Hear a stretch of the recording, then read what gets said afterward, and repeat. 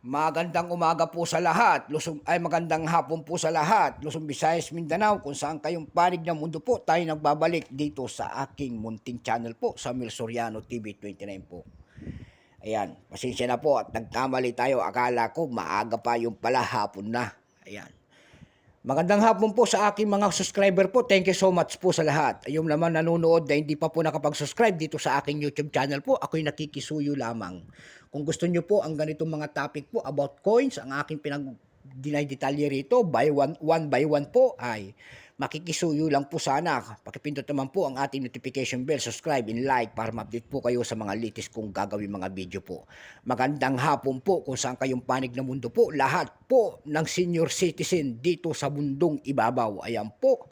Magandang hapon po. Ang pag-uusapan po natin ngayon ay pera po ng ibang bansa. Ayan po. Ang pera po ng Poland. Ayan, marami na tayong Poland na diniscuss pero magkakaiba ang year. Ayan po, one sa lote po. Ayan. Poland po, napakaganda ang kanyang year 2009 po ang ating pag-usapan. Ayan, Agila. Bago tayo magsimula, kikilalanin muna natin siya syempre. Ayan po.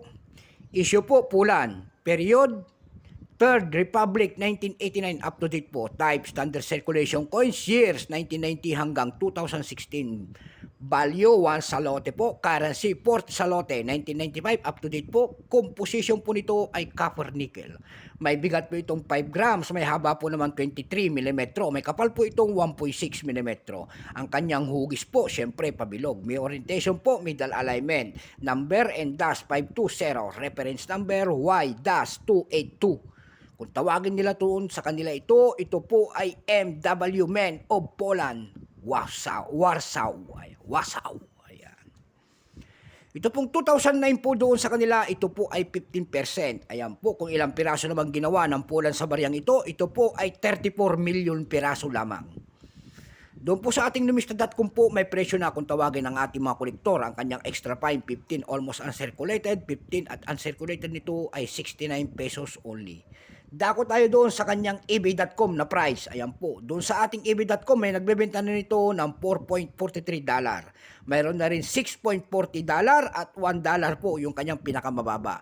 Doon sa ating carousel po naman, PH po, may nagbebenta na nito ng 100 pesos per piece.